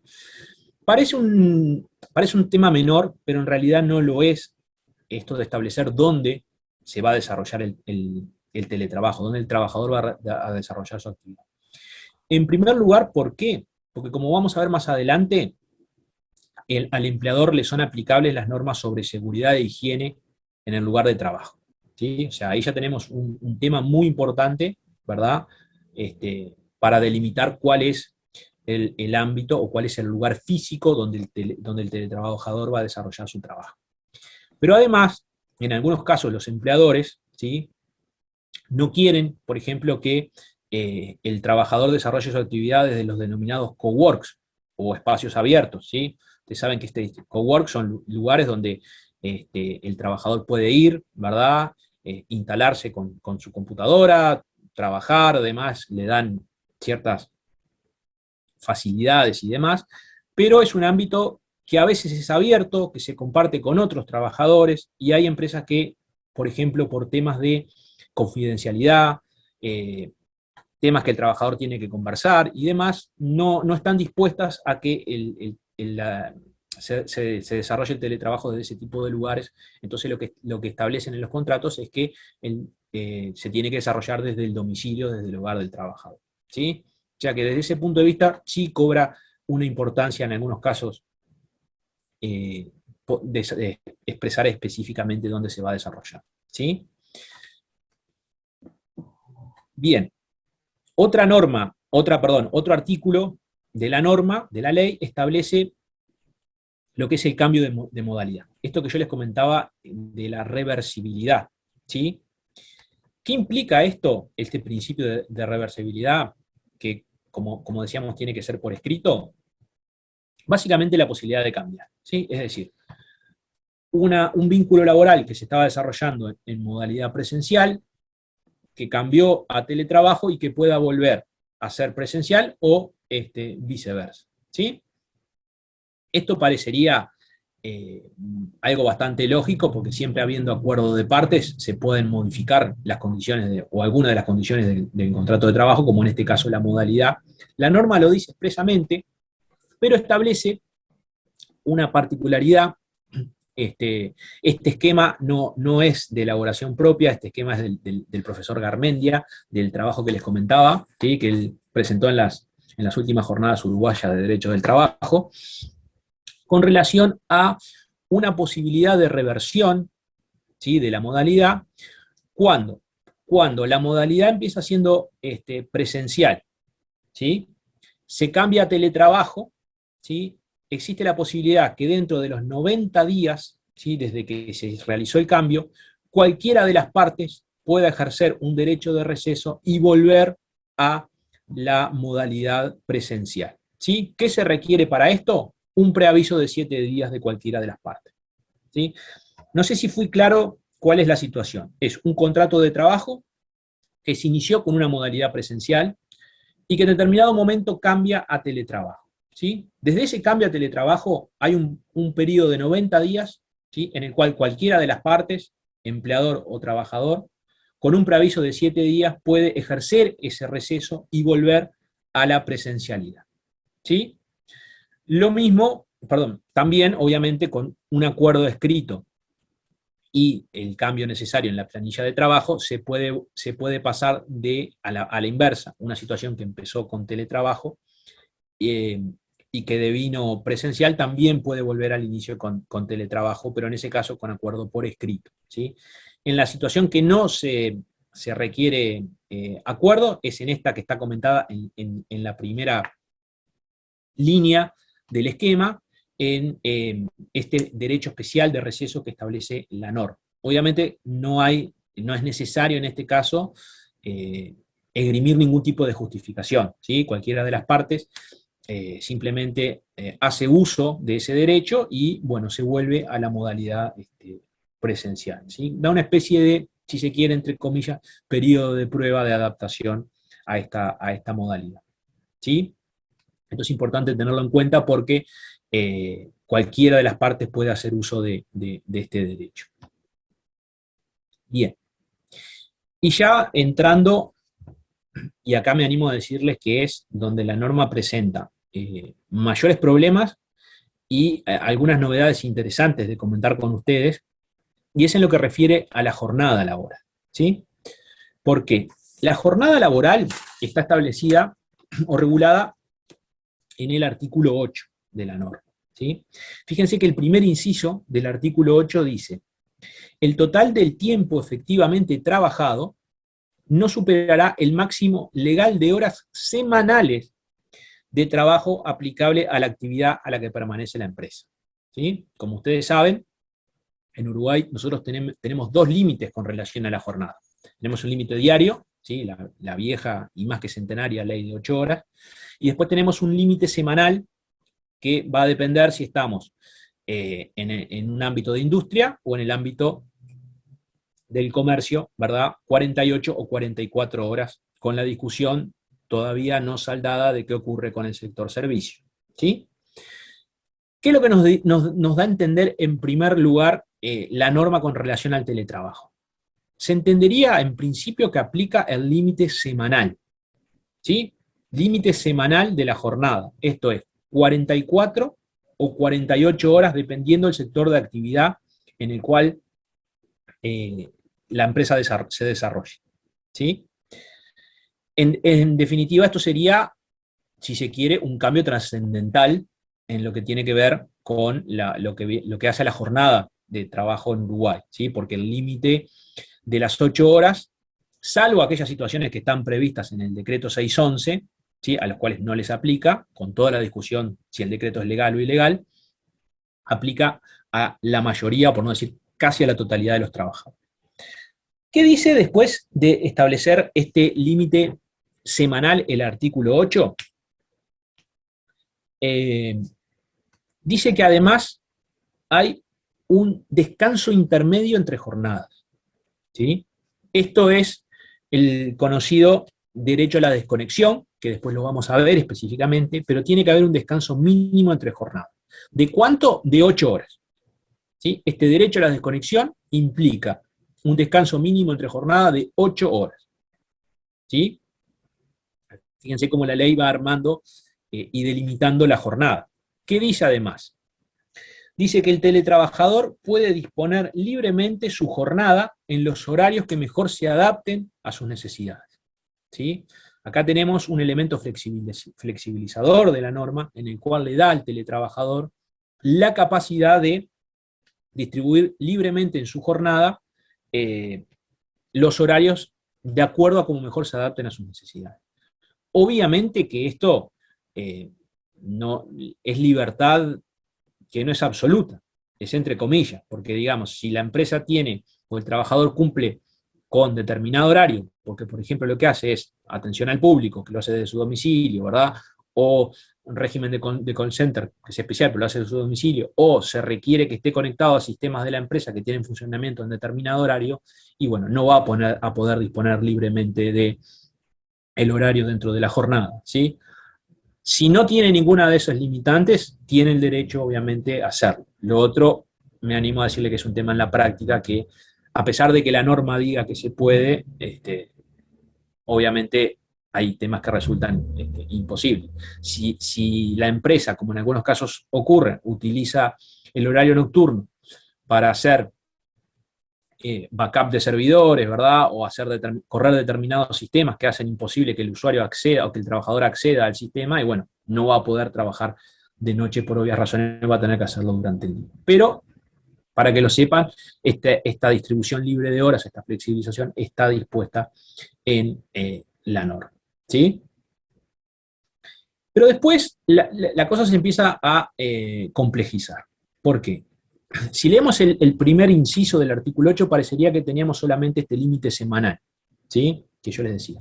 Ahora, el último inciso dispone que, miren lo que dice, el exceso de trabajo diario respecto de la jornada legal o contractual no constituirá trabajo extraordinario y por lo tanto no dará lugar al pago de horas extra. ¿Sí? De nuevo, el exceso de trabajo diario respecto de la jornada legal o contractual no constituirá trabajo extraordinario y por lo tanto no dará lugar al pago de horas extra. ¿Sí? Con lo cual, lo que se interpreta es que también tenemos, o existe para el caso del teletrabajador, un límite diario de la jornada. Que la norma, la ley de teletrabajo, no define cuál es ese límite. ¿Sí? En este caso, la mayoría de la doctrina que ha escrito sobre el punto, lo que hace es aplicar el régimen de jornada general, ¿sí? La ley de 8 horas. Con lo cual, tenemos sí un límite diario también aplicable al teletrabajador. ¿Qué es lo que dice la norma? Que las horas que superen ese límite no van a constituir horas extras, ¿sí? No dará lugar al pago de horas extras, dice específicamente la norma, ¿sí? ¿Qué es lo que dice? Las horas efectivamente trabajadas que superen el límite legal o convencional diario se compensarán con horas no trabajadas en otros días de la misma semana. ¿Sí? Ustedes saben que nuestro régimen de horas extras es de orden público, ¿sí? No se puede pactar en contrario. O sea, la mayoría por decir la totalidad de la doctrina laboral y la mayoría de la jurisprudencia entienden que no se puede pactar en contrario, por lo cual, si un trabajador tiene derecho al cobro de horas extras, tiene derecho a que se le pague como dispone la ley, y no lo puede cambiar, o no podría cambiar eso, por ejemplo, por horas libres en otro en otro día, no se acepta, digamos, ese cuenta corriente de hora, ¿verdad? Eso, en definitiva, es lo que se intenta, o mejor dicho, parecería que a eso es a lo que apunta la norma, ¿sí? Es decir, tenemos un límite semanal que no se puede sobrepasar, y tenemos un límite diario de horas en el cual, si el trabajador trabaja por sobre ese límite, no va a ser tiempo extraordinario de trabajo que le dé derecho al cobro de hora extra, pero sí lo va a poder compensar con horas libres en la misma semana. ¿Sí? Un ejemplo. El lunes trabajo 9 horas, ¿sí? Me excedo 1 hora de lo que es mi jornada normal, bueno, voy a poder compensarla el día siguiente trabajando 1 hora menos, ¿sí? Eso es lo que se entiende que es a lo que apunta la norma, ¿sí?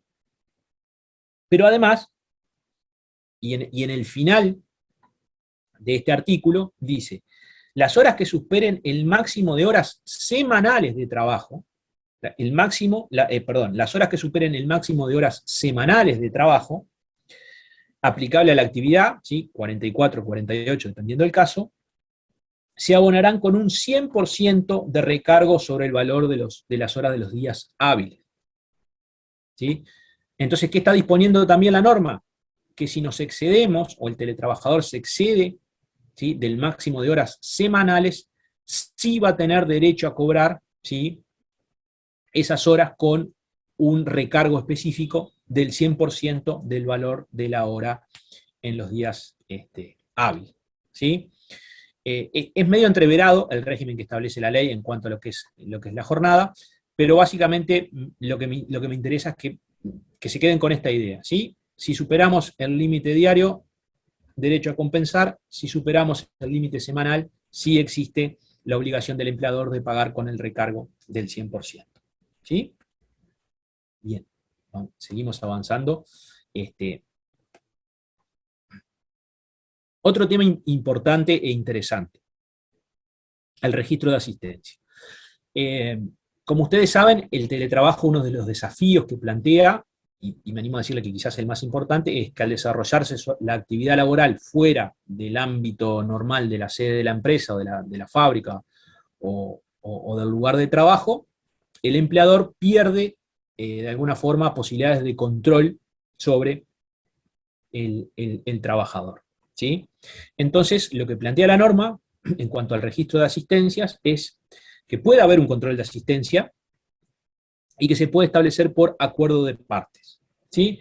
La norma que establece es media rara, porque lo que dice es que las partes podrán establecer el sistema de registro de asistencias que permita determinar la cantidad de horas trabajadas por el teletrabajador en la semana, ¿sí? Con lo cual, se podría sostener de lo que dice la ley, que la forma de registro de control requeriría el acuerdo de parte, ¿sí? Una de las críticas que ha recibido la ley, yo entiendo que en algún punto con razón, es que ha dejado bastante librado, ¿sí?, a lo que es, ¿verdad?, la negociación entre el trabajador y el empleador, en temas donde generalmente no, digamos, ustedes saben que quien tiene, digamos, más fuerza a la hora de negociar el contrato de trabajo es el empleador, y hay temas donde es difícil poder ver cómo se podría llegar a un acuerdo entre cómo se puede o no controlar la asistencia de los trabajadores. Este tema, honestamente, quiero que sepan que para mí es apasionante. Creo que la norma se quedó corto.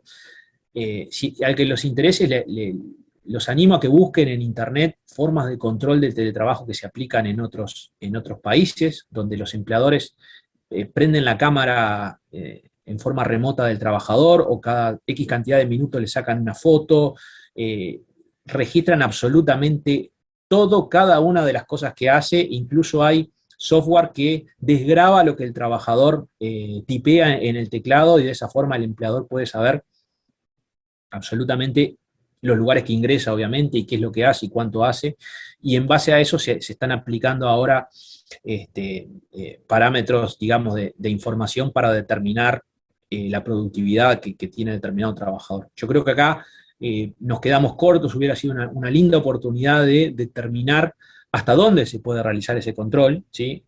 una cosa es que yo pueda controlar el tiempo de trabajo, ¿sí? Otra cosa es, por ejemplo, que obligue al trabajador a tener, por ejemplo, la cámara prendida durante todo el tiempo que realiza teletrabajo, cuando además la mayor parte de esta modalidad se realiza desde el hogar, ¿no? Tengan en cuenta que el trabajador tiene derecho a la intimidad, ¿verdad? O sea que ahí nos podemos encontrar con alguna situación que nos genere alguna tensión entre este derecho o posibilidad de control que claramente tiene el empleador versus el derecho a la intimidad que tiene el trabajador, ¿sí? Pero bueno, la norma lo dispone, no va mucho más allá de esto. Dice que obviamente que se pueden utilizar para esto los medios informáticos. Hay una reciente sentencia donde un tribunal, un trabajador reclamaba horas extras y un tribunal aceptó como prueba, digamos, un reporte que saca Google sobre la actividad de esa persona en Internet. Está disponible, si les interesa, los animo a que la lean porque es algo novedoso y es de lo que se viene en cuanto, obviamente, a la prueba del trabajo en estos casos, donde vamos a estar en teletrabajo y donde se van a venir discusiones sobre horas extras y tiempo de trabajo y demás. Y bueno, y como siempre acá, principio protector y respeto del, como les decía, la privacidad y los datos personales del trabajador siempre a tener en cuenta, sobre todo cuando están disponibles, y en algunos casos es software que es muy accesible o es incluso gratuito, este tipo de programas que son tan penetrantes en la intimidad del trabajador. Como les comentaba, la norma expresamente dispone que el teletrabajador tiene todos los derechos que establece la normativa general, ¿sí? Expresamente lo dice, un principio de igualdad.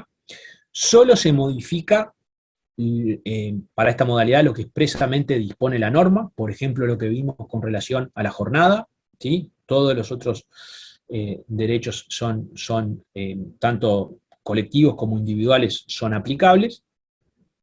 Y para ir terminando, algunos temas sí muy, muy importantes y que acá podemos llegar a tener también algún problemita. Como ustedes saben, todo empleador es responsable de la seguridad e higiene en el ámbito de trabajo, ¿sí? Esto es claro, en una fábrica, en una empresa, en un local comercial, la seguridad del trabajador es responsabilidad del empleador. Se planteaba el problema de, bueno, ¿qué sucede cuando como en este caso del teletrabajo, el trabajador desarrolla su actividad justamente fuera del ámbito proporcionado por el empleador? Bueno, la norma específicamente dispone que el empleador es responsable también en estos casos por la seguridad e higiene laboral de los trabajadores, ¿sí? Así que en este caso, a pesar de que apliquemos la modalidad del teletrabajo, siguen todas las obligaciones de seguridad e higiene a cargo del empleador. ¿Qué es lo que sucede? Como la actividad se realiza fuera del ámbito de control del empleador, lo que dispone la norma es que éste puede acceder, o le da, mejor dicho, una mayor participación a la Inspección General de Trabajo, a los efectos de que pueda realizar inspecciones a los lugares donde se desarrolla el teletrabajo, para determinar si existen o no, se están cumpliendo, mejor dicho, o no, todo lo que es la normativa de seguridad e higiene laboral, ¿sí? La discusión que se plantea, o mejor dicho, no discusión, pero sí cierto escollo es qué sucede cuando el lugar donde el trabajador desarrolla su actividad por la modalidad de teletrabajo es el hogar. ¿Por qué? Porque ustedes saben que la Constitución dispone que el hogar es un sagrado inviolable, dice la Constitución, ¿sí? Y establece quiénes pueden ingresar y quiénes no.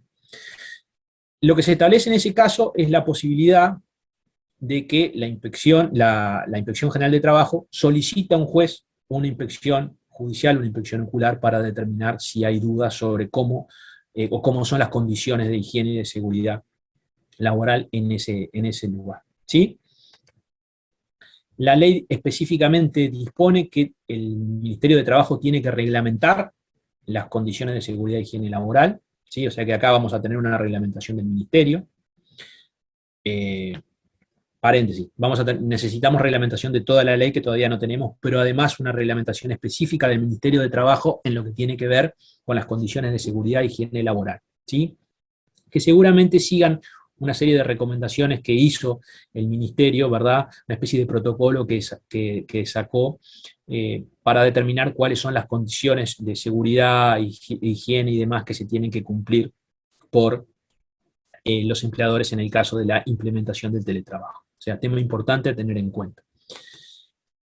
Y además, específicamente, lo dice, y no hay lugar a duda ninguna por cómo está planteado en la norma, aplica las normas de accidentes de trabajo y enfermedades profesionales. Es decir, el teletrabajador queda amparado, ¿sí?, por el régimen de seguro del Banco de Seguros, la empresa está obligada a contratarlo, y bueno, y acá se van a dar también algunas dificultades en la práctica de determinar, por ejemplo, si el trabajador realiza sus actividades de su hogar, cuando estamos frente a un accidente de trabajo o cuando estamos frente a un accidente doméstico. Pero en principio, ténganlo presente, aplican, como para cualquier trabajador, las normas sobre accidentes de trabajo y enfermedades profesionales, con todos los derechos que ello implica para el trabajador y con todas las obligaciones que también implica para el empleador. ¿Sí? Y para ir finalizando, porque ya estamos casi sobre la hora, perdón que me pasé un poquito, algo interesante a tener en cuenta, en lo que refiere a las herramientas y equipos necesarios para la implementación del teletrabajo. La norma dispone que tiene que haber un acuerdo de partes sobre quién los va a proveer, si van a ser de cargo del empleador o los va a proporcionar, si van a ser de cargo del trabajador o los va a proporcionar el empleador, y dice que en caso que no se llegara a un acuerdo, es una obligación del empleador, ¿sí?, suministrar todos los equipos y herramientas necesarios para el desarrollo del teletrabajo, ¿sí? ¿Qué incluye esto? Bueno, las herramientas, computadoras, tablet, teléfonos, todo lo que son insumos, los servicios, conexión a internet y demás, ¿sí? Esto tiene que quedar específicamente establecido en el contrato, si es que van a ser, o los tiene que aportar el trabajador, o en caso de que sea el empleador quien esté obligado a proporcionarlo, ¿sí? Que puede ser como una provisión directa o asumiendo los costos, y la norma dispone que en caso que sea el empleador el que los provea, estos equipos y herramientas que se otorguen para poder desarrollar el teletrabajo no van a constituir, no van a tener naturaleza salarial, ¿sí?, con todo lo que ello implica, ya saben, ni tampoco van a constituir materia grabada ni asignación computable para las contribuciones especiales de seguridad social, ¿sí? No van a estar grabados a los efectos del pago de la SES, ni obviamente van a configurar asignación computable para jubilación o beneficios de seguridad social, ¿sí? Y finalmente, en el caso del IRPF, vamos a tener que determinar si constituyen o no un ingreso para poder determinar o no si están grabados por este impuesto.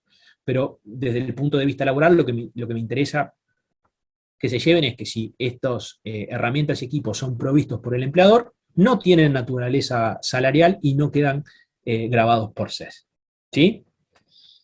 Y finalmente, para ir terminando, derecho a la desconexión, ¿sí?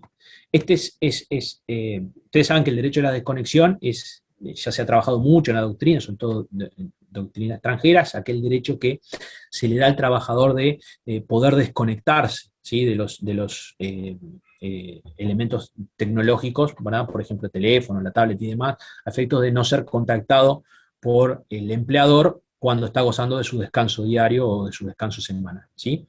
Esta ley es la primera norma que expresamente regula y dispone el derecho a la desconexión, ¿sí?, que básicamente implica el derecho a desconectarse y a no ser contactado por el empleador durante ese periodo, que como dijimos era de 8 horas, ¿sí?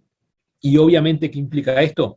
Que en ese caso no hay una obligación del trabajador de responder, ¿sí? Y por lo tanto, si es contactado y no responde durante el periodo de desconexión, no puede ser sancionado. Eso es claramente disposición de la ley, ¿sí? Y como les comentaba, este es un tiempo que está establecido en 3 jornadas, y una discusión que dejo planteada, muy interesante, es que la norma dice que, les voy a leer expresamente para que lo vayan planteando, es el artículo 14 de la ley, dice todo trabajador tiene derecho a la desconexión. No dice el teletrabajador tiene derecho a la desconexión. Entonces, acá ya vamos a tener una discusión si este todo trabajador implica que este derecho a la desconexión es aplicable a todo trabajador o queda únicamente circunscripto en el ámbito de aplicación de la ley de teletrabajo. ¿Sí? Bueno, un poco era esto, disculpen que fui medio rápido, pero quería por lo menos que quedaran planteadas las dudas y los conceptos generales de la norma. También espero no haberlos aburrido y bueno, quedo a las órdenes por cualquier duda o consulta o comentario que quieran hacer. Perfecto, excelente exposición, doctor Mora. Y asimismo, bueno, empezamos a ver si alguien quiere hacer alguna consulta respecto a su exposición.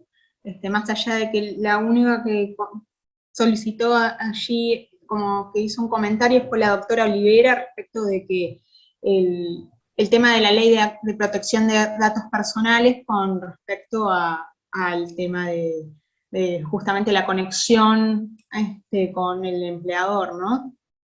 Sí, ese es un tema que es fascinante y trae muchas discusiones y muchos problemas. Obviamente que todo el tema de datos personales lo es, y sobre todo cuando nos encontramos que a veces este control o esta información que se capta, incluso va más allá y se guardan en servidores del exterior, ¿sí? Con lo cual complejiza mucho a veces, pero digamos, es un tema muy importante, entendemos nosotros, y que ahí la ley entendemos que se desaprovechó y podría haber sido un poquito más allá y haber sido un poco más clara en qué es lo que se puede y no se puede hacer con estas formas de control, sobre todo en estas modalidades nuevas, ¿verdad? Pero sí, estoy de acuerdo que en ese caso también, obviamente, debemos recurrir a la ley de protección de datos y hacerla aplicable en estos casos.